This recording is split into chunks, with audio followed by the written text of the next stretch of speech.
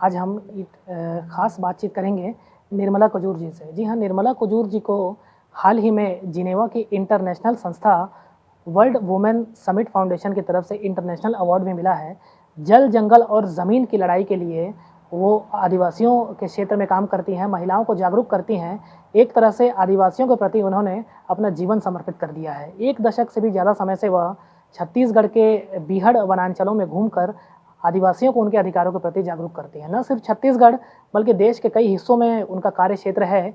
एकता परिषद के साथ मिलकर हाल ही में उन्होंने पिछले वर्ष जिनेवा तक की पदयात्रा भी की है। तो सीधे हम बात करेंगे निर्मला कुजूर जी से। पहले तो मैडम हमसे बात करने के लिए बहुत-बहुत धन्यवाद आपका। Thank you. तो मैडम सबसे पहले तो आप यही बताइए कि आपका कार्य क्षेत्र जो क्या है? पहली बार आपके मन में कब आया कि आदिवासियों के लिए काम करना चाहिए? देखिए, जब मैं पढ़ाई कर रही थी, मैंने 8वीं तक गाँव में पढ़ी हूँ। उसके बाद मैंने 9वीं भी पढ़ी, 9वीं पढ़ के मैंने छोड़ दी। उसके बाद मैंने 2010 में 10वीं की परीक्षा दी ओपन से। और उसके बाद 2015 में मैंने 12वीं का पेपर दी। उसके बाद मुझे मन में लगा कि मैं लोगों के लिए मैं कुछ काम करूं।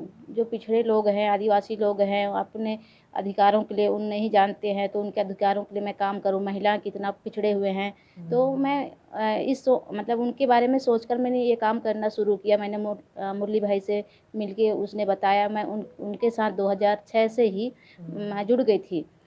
पदयात्रा शुरू हुआ, तभी से मेरा आना जाना वहाँ शुरू हो गया। तब से मुझे लगा कि एक अच्छा काम है, लोगों के लिए समाज सेवा करना बहुत अच्छी काम है। इसलिए मुझे मेरे मन में हुआ कि मैं एक समाज सेवा लोगों के लिए मैं कुछ काम करूं, ऐसा मेरे मन में हुआ। तो मैंने अभी लगातार मेरे को 2014 से काम करना शुरू की हूँ। अभी 8वां साल मेरा शुरू है।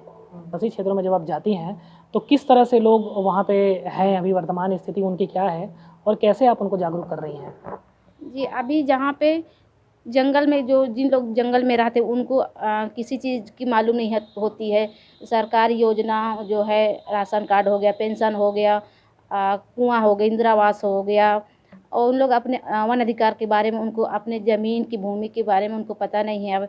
इसलिए मैं उनको बताती हूँ। गाँव में भी हर महीना हम लोग बीच-बीच में जाते हैं। आप लोग महिला भूमि अधिकार के बारे में बताती हूँ। उनका जो घर है उनके महिलाओं के नाम से पट्टा बनेगा करके, इस प्रकार बीच-बीच में उनको जाकर जानकारी देती रहती हूँ।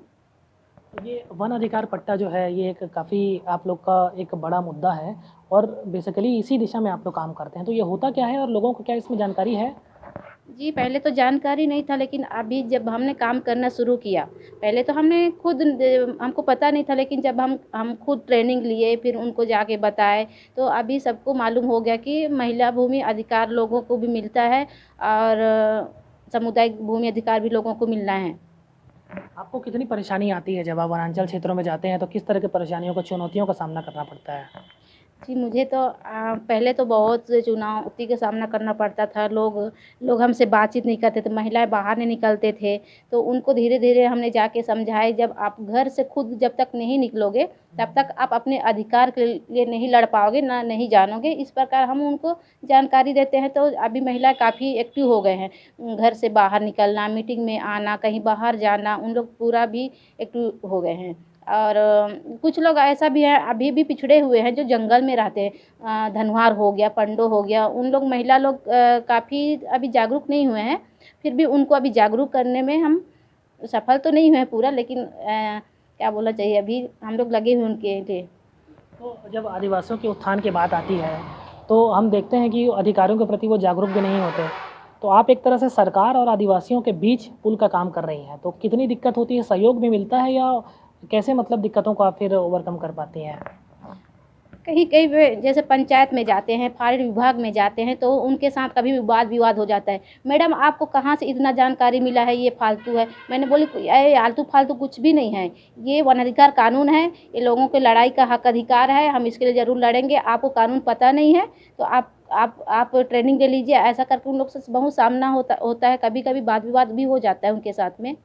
अभी तो काफ़ी उनको भी जानकारी हो गया है वन अधिकार कानून के बारे में। तो आपको भी अधिकारी जानने पहचानने लग गए होंगे कि ये महिला आती है तेज तर्रार है और बहस करती है आदिवासियों के अधिकार के लिए। जी, बिल्कुल, अभी मुझे सब कोई जानने लगे हैं कि ये निर्मला कुजूर एकता परिषद कार्यकर्ता है। अभी फ़िलहाल मैं जिला समन्वयक भी हूँ। तो मैडम आपको एक इंटरनेशनल अवार्ड भी मिला था, उसके बारे में बताइए। मुझे 2019 को मैंने पदयात्रा में शामिल हुई थी, जो भारत से जिनेवा था। जिसमें मुझे जानकारी नहीं था कि मुझे अंतर्राष्ट्रीय अवार्ड मिला करके। फिर मुझे बाद में पता चला, पिछले 2020 अक्टूबर में मुझे अंतर्राष्ट्रीय अवार्ड मिला, तब मुझे जानकारी हुआ कि मुझे जिनेवा से मुझे अवार्ड मिला है करके। तो वो अवार्ड मैडम आप बताइए कि देश में कितनी महिलाओं को मिला, और आप क्या छत्तीसगढ़ से अकेली थी? हाँ, मैं छत्तीसगढ़ से अकेली थी, मध्य प्रदेश से 2 थे। इस प्रकार 10 महिलाओं को अवार्ड मिला है। पूरी दुनिया से। जी। जी हाँ, आपको ये भी बता दें कि जिनेवा की जो इंटरनेशनल संस्था है, उन्होंने निर्मला जी को एक अंतर्राष्ट्रीय पुरस्कार दिया है, और ख़ास तौर पे ये उन महिलाओं को दिया जाता है जो आदिवासियों के क्षेत्र में कोई रचनात्मक काम कर रहे हों, रचनात्मक योगदान हो। तो एकता परिषद से जुड़ी हुई हैं निर्मला जी, तो और निर्मला जी हमें ये भी बताइए कि एकता परिषद के का आप जुड़ी हुई हैं, तो और कहाँ-कहाँ आपका कार्य क्षेत्र है? अब फ़िलहाल अभी तो मैं जिला सैनिक बनी हूँ, तो पूरा जिला में मेरा कार्य क्षेत्र होगा। ब्लॉक में जाती हूँ, अभी जिला में जाना होगा, और कार्य क्षेत्र गाँव में है, जो 10 मेरे जैसे और 10 कार्यकर्ता लोग हैं, उनके साथ मुझे जाना होगा, उनकी मीटिंग में अटेंड करना होगा। इस प्रकार मुझे अभी सरगुजा हो गया, कोरबा हो गया, 2 जिला में मुझे जाना पड़ेगा। कोरबा जिले के बाहर या छत्तीसगढ़ के बाहर भी कभी जाना हुआ? इसके पहले मैं केरल भी जा चुकी हूँ, उड़ीसा भी जा चुकी हूँ मैं। जी। तो लगातार वहाँ भी आदिवासियों को यही स्थिति आप देखती हैं? हाँ, वहाँ के आदिवासी लोग भी ऐसा ही हैं, जो जिनको जानकारी नहीं होती। जैसे उड़ीसा की बात कहें तो उन लोग तो मछली मारने वाले लोग हैं। वहाँ की महिलाओं को भी भारी परेशानी होती है, वहाँ खेती नहीं होती है, मछली बेच-बेच के अपना जीवन यापन करते हैं। इस प्रकार वहाँ देखने को मिला है। योजना जैसे अभी कोरोना काल में घर से कोई बाहर नहीं जाता था, उन तो संस्था की तरफ से उनको हमने 10-10 किलो चावल दिए, सोयाबीन बड़ी दिए, दाल दिए, चना दिए, इस प्रकार का उन लोग को हम लोग वितरण किए। निर्मला जी, आप ये जो काम कर रही हैं आदिवासियों के लिए, आपसे ये भी जानना चाहेंगे कि आपके निजी जीवन में इसका क्या प्रभाव पड़ा है? जी, मेरा निजी जीवन में ये प्रभाव पड़ा। एक तो मैं एक किसान की बेटी हूँ, मैंने ज़्यादा पढ़ी लिखी हूँ नहीं, और मैंने प्राइवेट जो भी पढ़ाई लिखी 10वीं 12वीं जो भी करी हूँ, उसके बाद मेरा 2009 में शादी हुआ था। इसके बाद मेरा जब हस्बैंड ने मुझे काम करने के लिए मना कर मैंने 16 साल से की उम्र में ही काम करना शुरू कर दी थी। तो उन्होंने मुझे काम करने के लिए मना किए, तो मैं उनके साथ रहना नहीं चाही, और मैं अभी भी उनके साथ में नहीं हूँ। 2010 में मेरा तलाक तलाक तो नहीं हुआ, पर ऐसे ही समाज के बीच में हुआ। तो फिर मैं उनके साथ में नहीं रहती हूँ, मैं अलग से रहती हूँ, पापा के साथ में रहती हूँ। और मैं इस प्रकार के मैं अभी मिल के काम करती हूँ, और मेरे को किसी प्रकार का मेरा पिताजी ने मतलब इधर-उधर आने जाने को किसी प्रकार का रोक-टोक नहीं करते हैं। वो उन्होंने भी जानते हैं, उन्होंने भी मुझे विश्वास करते हैं, इसलिए मुझे बाहर भी जाने को मौका मिला है, और मैं बाहर भी गई हूँ। मैं लोगों के लिए काम करूँगी अंतिम साँस तक। मुझे अच्छा लगने लगा कि मैं एक समाज सेवा लोगों के लिए काम कर रही हूँ। पहले मुझे अच्छा नहीं लगता था कि मैं कुछ नौकरी करूँ, लेकिन जब से मैं काम में जुड़ी हूँ, तब मुझे धीरे-धीरे अच्छा लगने लगा है, और मुझे आगे चल के भी मुझे समाज सेवक के रूप में ही मैं काम करती रहूँगी लोगों के लिए। मैडम, आपसे ये भी जानना चाहेंगे कि जो विशेष पिछड़ी जनजाति के जो पिछड़े हुए आदिवासी लोग हैं, तो वो अधिकारों के प्रति अभी उनमें क्या स्थिति है? क्या वो जागरूक हैं, या आप लोगों के आने के बाद से कितना बदलाव उनके जीवन में आया है? हुँ। पहले तो उनको बिल्कुल ही जागरूक नहीं थे, लेकिन अभी जब मैं उनके बीच में जानने लगी हूँ, तब से लोग बहुत जागरूक हो गए हैं। जी, और कुछ ऐसा जगह भी है जहाँ पे जंगल है, उन लोग धीरे-धीरे हम ग्रुप बनाते हैं, उनकी मीटिंग लेते हैं, तो धीरे-धीरे उन लोग भी जानकारी उनको भी हो गया है, जागरूक होने लगे हैं। और किस तरह से काम आप लोग करते हैं? क्या कोई श्रमदान भी करते हैं जी। कहीं? किस तरह से करते हाँ, हैं जिसके काम? लिए पीने की पानी की समस्या होती, तो हम लोग संस्था की ओर से कम पैसों से उनके लिए श्रमदान करके, गाँव वालों के साथ मिल के एक साथ भोजन करके, हम लोग श्रमदान करके कुआँ बनाते हैं, छोटा डैम बनाते हैं, रोड बनाते हैं चलने के लिए। सरकार की पहुँच जहाँ तक नहीं हो पाती, सरकार की पहुँच जहाँ ख़त्म हो जाती है, वहाँ से आप लोग का काम शुरू होता है। जी, बिल्कुल, वहीं से शुरू होता है, जहाँ सरकार की योजना नहीं जा पाती है, उनके लिए उनको तो पता ही नहीं होता है कि कहाँ पे लोग ये जंगल में रहते हैं, उनको तो सिर्फ़ शहर के लोग रहते हैं, वही दिखाई देता है। लेकिन हम जानते हैं कि कितना लोग जंगल के अंदर रहते हैं, उनके लिए पानी की कितना समस्या होती है, 5 किलोमीटर पानी लेने के लिए जाते हैं। इस प्रकार उनको समस्याओं को देखते हुए हम लोग उनके लिए पीने के लिए पानी की व्यवस्था करते हैं, भोजन की व्यवस्था करते हैं। तो आप जो ये काम कर रहे हैं, क्या इसमें वास्तव में धरातल पर बदलाव दिख रहा है, और आपको क्या लगता है कि कितने समय में वो लोग पूरी तरह से मुख्य धारा से जुड़ जाएंगे।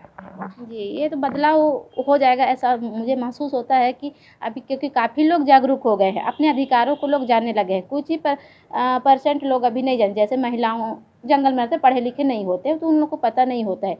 लेकिन अभी हमारे वजह से उनको जानकारी होने लगा कि हम अपने अधिकार हमको मिल के रहेगा, इस प्रकार उनको जानकारी हम लोग देते रहेंगे, अब उनको अधिकार दिला के रहेंगे जहाँ पे उनको अधिकार नहीं मिला है। हमसे बात करने के लिए बहुत बहुत धन्यवाद मैडम आपका। धन्यवाद। ये हम बात कर रहे थे international award winner Nirmala Kujur ji से। जिनेवा तक की पदयात्रा भी ये कर चुकी हैं। कोरोना काल में वो पदयात्रा शुरू हुई थी और हालांकि उस पदयात्रा को कोरोना की वजह से ही बीच में रोक देना पड़ा था और फिर इन्हें एक अंतर्राष्ट्रीय पुरस्कार भी मिला आदिवासियों के क्षेत्र में उनके उत्थान के लिए बेहतर काम करने के लिए। तो जैसा कि निर्मला जी हमें बता रही हैं कि अब इन्हें आदिवासियों के लिए जब ये काम करती है तो आंतरिक सुख मिलता है और अब इसी क्षेत्र में ही ये आगे बढ़ रही हैं लगातार। आदिवासी जागरूक तो हैं लेकिन अब भी उन्हें अपना अधिकार नहीं मिला है, वह सभी अधिकार जो सरकार से उन्हें मिलने चाहिए आदिवासी अब भी उससे दूर हैं। लेकिन निर्मला जी यह भी कहती हैं कि जब तक उन्हें यह सारे अधिकार मिल नहीं जाते तब तक वह इस दिशा में काम करती रहेंगी। राजकुमार शाह, ईटीवी भारत, कोरबा।